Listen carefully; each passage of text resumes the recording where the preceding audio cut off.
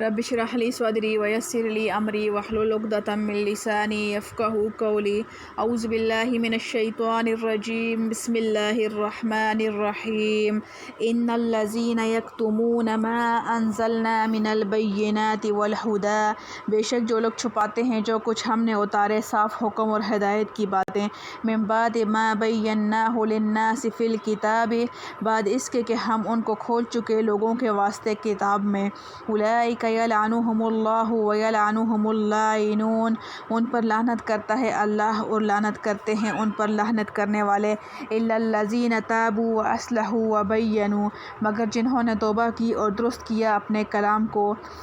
व बय्यनू और बयान कर दिया हक बात को, फ़उलाइका अतूबु अलैहिम, तो उनको मुआफ़ करता हूँ, व अनत तव्वाबुर रहीम, और मैं हूँ बड़ा मुआफ़ करने वाला नहायत मेहरबान। इन्नल्लज़ीना कफ़रू व मातू, बेशक जो लोग काफिर हुए और मर गए, वहुम कुफ़्फ़ार, उन काफिर ही, उलाइका अलैहिम लानतुल्लाहि वल मलाइकति वन्नासि अजमाइन, उन्हीं पर लानत है अल्लाह की और फरिश्तों और लोगों की सबकी, खालिदीन फ़ीहा, हमेशा रहेंगे उसी लानत में, ला युख़फ़फ़ु अन्हुमुल अज़ाबु वला हुम युनज़रून, न हल्का होगा उन पर से अज़ाब और न उनको मोहलत मिलेगी।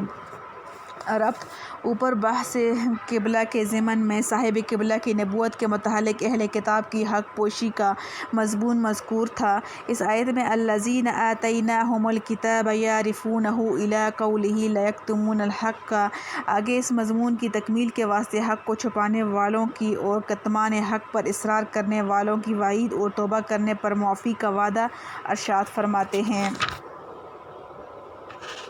खुलासा तफ़सीर, जो लोग अफ़वाह करते हैं उन मज़ामीन का जिनको हमने नाज़िल किया है जो कि अपनी ज़ात में वाज़ेह हैं और दूसरों के लिए हादी हैं, और अफ़वाह भी इस हालत के बाद कि हम उन मज़ामीन की किताब इलाही तौरात व इंजील में नाज़िल फरमा कर आम लोगों पर ज़ाहिर कर चुके हों, ऐसे लोगों पर अल्लाह ताला भी लानत फरमाते हैं कि अपनी रहमत खासा से उनको बहीद कर देते हैं, और दूसरे बेहतरी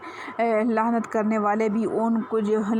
वाले भी जिनको इस फ़हल से नफ़रत है उन पर लानत भेजते हैं कि उन पर बददुआ करते हैं। हाँ, मगर जो लोग इन अफ़वाह करने वालों में अपनी इस हरकत से तौबा यानी हक़ ताला के रूबरू गुज़श्ता से माज़रत कर लें, और जो कुछ उनके इस फ़हल से ख़राबी हो गई थी आइंदा के लिए उसकी इस्लाह कर दें, और इस इस्लाह के तरीका यह है कि उन अफ़वाह किए हुए मज़ामीन को आम तौर पर ज़ाहिर कर दें ताकि सबको इत्तला हो जाए और उन पर लोगों को गुमराह करने का भार न रहे। और इज़हार मोतबर इंद शरह यह है कि इस्लाम को कबूल कर लें, क्योंकि इस्लाम न लाने में नबूवत मुहम्मदिया सल्लल्लाहु अलैहि वसल्लम के मुतालिक अवाम पर भी हक़ मख्फी रहेगा।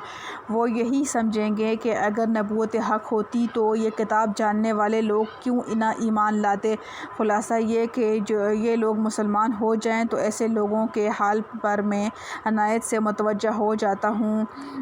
और इनकी ख़ता मुआफ़ कर देता हूँ, और मेरी तो बकसरत आदत है तौबा कबूल कर लेना और मेहरबानी फरमाना। कोई तौबा करने वाला होना चाहिए। अलबत्ता जो लोग इनमें से इस्लाम न लाएं तो उसी हालत यानी गैर इस्लाम पर मर जाएं, ऐसे लोगों पर वो लानत मज़कूरा आयत अल्लाह ताला की और फरिश्तों और आदमियों की भी सब की ऐसे तौर पर बरसा करेगी कि वो हमेशा हमेशा को उसी लानत में रहेंगे। हासिल ये कि वो जहन्नम में हमेशा के लिए दाखिल होंगे, और हमेशा का जहन्नम में रहने वाला हमेशा ही खुदा की ख़ास रहमत से दूर भी रहेगा, और हमेशा मलहून रहना यही है कि वो हमेशा की लानत के साथ ये भी है कि दाखिल होने के बाद किसी वक्त उन पर से जहन्नम का अज़ाब हल्का भी ना होने पाएगा, और ना दाखिल होने के कब्ल उनको किसी मियाद तक मोहलत दी जाएगी, क्योंकि मियाद उस वक्त दी जाती है जबकि मुकदमा में गुंजाइश हो, और गुंजाइश न होने पर अव्वल ही पेशी में हुक्म में सज़ा हो जाता है।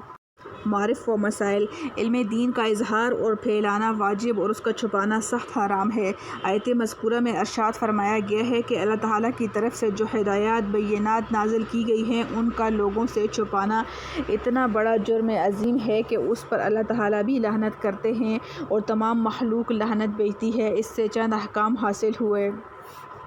اول یہ کہ جس علم کے اظہار اور پھیلانے کی ضرورت ہے اس کا چھپانا حرام ہے۔ رسول کریم صلی اللہ علیہ وسلم نے فرمایا، یعنی جو شخص دین کے کسی حکم کا علم رکھتا ہے اور اس سے وہ حکم دریافت کیا جائے، اگر وہ اس کو چھپائے گا تو قیامت کے روز اس کے منہ میں آگ کا لگام ڈالا جائے گا۔ حضرات فقہا نے فرمایا کہ یہ وعید اس صورت میں ہے جب کہ اس کے سوا کوئی دوسرا آدمی مسئلہ بیان کرنے والا وہاں موجود نہ ہو، اگر دوسرے علماء بھی موجود ہوں تو گنجائش ہے کہ یہ کہہ دے کہ دوسرے علماء سے دریافت کر لو۔ کرتبی جساس۔ دوسری بات اس سے یہ معلوم ہوئی کہ جس کو خود صحیح علم حاصل نہیں اس کو مسائل و احکام بتانے کی جرأت نہیں کرنا چاہیے۔ تیسرا مسئلہ یہ معلوم ہوا کہ علم کو چھپانے کی یہ سخت وعید انہی علوم و مسائل کے متعلق ہے جو قرآن و سنت میں واضح بیان کیے گئے ہیں اور جن کے ظاہر کرنے اور پھیلانے کی ضرورت ہے، اور وہ باریک اور دقیق مسائل جو عوام نہ سمجھ سکیں بلکہ خطرہ ہو کہ وہ کسی غلط فہمی میں مبتلا ہو جائیں گے، تو ایسے مسائل و احکام کا عوام کے سامنے بیان نہ کرنا ہی بہتر ہے، اور وہ کتمان علم کے حکم میں نہیں ہیں۔ آیت مذکورہ میں لفظ من البینات والہدی سے اسی کی طرف اشارہ پایا جاتا ہے۔ ایسے ہی مسائل کے متعلق حضرت عبداللہ بن مسعود رضی اللہ تعالیٰ عنہ نے فرمایا کہ تم اگر عوام کو ایسی حدیثیں سناؤ گے جن کو وہ پوری طرح نہ سمجھ سکیں تو ان کو فتنہ میں مبتلا کر دو گے۔ کرتبی۔ اسی طرح صحیح حدیث میں حضرت علی کرم اللہ وجہہ سے منقول ہے، انہوں نے فرمایا کہ عام لوگوں کے سامنے صرف اتنے ہی علم کا اظہار کرو جس کو ان کی عقل و فہم برداشت کر سکے۔ کیا تم یہ چاہتے ہو کہ لوگ اللہ اور اس کے رسول صلی اللہ علیہ وسلم کی تکذیب کریں؟ کیونکہ جو بات ان کی سمجھ سے باہر ہوگی ان کے دلوں میں اس سے شبہات و خدشات پیدا ہوں گے اور ممکن ہے کہ اس سے انکار کر بیٹھیں۔ اس سے معلوم ہوا کہ عالم کی یہ بھی ذمہ داری ہے کہ مخاطب کے حالات کا اندازہ لگا کر کلام کرے۔ جس شخص کے غلط فہمی میں مبتلا ہونے کا خطرہ ہو اس کے سامنے ایسے مسائل بیان نہ کرے۔ اسی لیے حضرات فقہا بہت سے مسائل کے بیان کے بعد لکھ دیتے ہیں ھذا مما یعرف ولا یعرف، یعنی یہ مسئلہ ایسا ہے کہ اہل علم کو خود تو سمجھ لینا چاہیے مگر عوام میں پھیلانا نہیں چاہیے۔ ایک حدیث میں رسول اللہ صلی اللہ علیہ وسلم نے فرمایا لا تمنعوا الحکمۃ اہلھا فتظلموہم ولا تضعوها فی غیر اہلھا فتظلموها، یعنی حکمت کی بات کو ایسے لوگوں سے نہ روکو جو اس بات کے اہل ہوں، اگر تم نے ایسا کیا تو ان لوگوں پر ظلم ہوگا، جو اہل نہیں ہیں ان کے سامنے حکمت کی باتیں نہ رکھو کیونکہ اس صورت میں اس حکمت پر ظلم ہوگا۔ امام قرطبی رحمۃ اللہ علیہ نے فرمایا کہ اس تفصیل سے یہ بھی معلوم ہو گیا کہ کسی کافر کو جو مسلمانوں کے مقابلہ میں مناظرے کرتا ہو یا کوئی مبتدع گمراہ جو لوگوں کو اپنے غلط خیالات کی طرف دعوت دیتا ہو، اس کو علم دین سکھانا اس وقت تک جائز نہیں جب تک یہ ظن غالب نہ ہو جائے کہ علم سکھانے سے اس کے خیالات درست ہو جائیں گے۔ اسی طرح کسی بادشاہ یا حاکم وقت کو ایسے مسائل بتلانا جن کے ذریعہ وہ رعیت پر ظلم کرنے کا راستہ نکال لیں جائز نہیں۔ اسی طرح عوام کے سامنے احکام دین میں رخصتیں اور حیلوں کی صورتیں بلا ضرورت بیان نہ کرنا چاہیے جن کی وجہ سے وہ احکام دین پر عمل کرنے میں حیلہ جوئی کے عادی بن جائیں۔ کرتبی۔ حدیث رسول صلی اللہ علیہ وسلم بھی قرآن کے حکم میں ہے۔ صحیح بخاری میں حضرت ابو ہریرہ رضی اللہ تعالیٰ عنہ سے منقول ہے کہ انہوں نے فرمایا کہ اگر قرآن کی یہ آیت نہ ہوتی کہ میں تم سے کوئی حدیث بیان نہ کرتا۔ آیت سے مراد یہی آیت ہے جس میں کتمان علم پر لعنت کی وعید شدید مذکور ہے۔ ایسے ہی بعض دوسرے صحابہ نے بھی بعض روایات حدیث کے ذکر کرنے کے ساتھ ہی ایسے ہی الفاظ فرمائے کہ اگر قرآن کریم کی یہ آیت کتمان علم کے بارے میں نہ ہوتی تو یہ حدیث بیان نہ کرتا۔ ان روایات سے معلوم ہوا کہ صحابہ کرام کے نزدیک حدیث رسول اللہ صلی اللہ علیہ وسلم قرآن ہی کے حکم میں ہے، کیونکہ آیت میں تو کتمان کی وعید ان لوگوں کے لیے آئی ہے جو قرآن میں نازل شدہ ہدایات و بینات کو چھپائیں۔ اس میں حدیث کا صراحتاً ذکر نہیں، لیکن صحابہ کرام رضی اللہ تعالیٰ عنہ نے حدیث رسول اللہ صلی اللہ علیہ وسلم کو بھی قرآن ہی کے حکم میں سمجھ کر اس کے اخفا کرنے کو اس وعید کا سبب سمجھا۔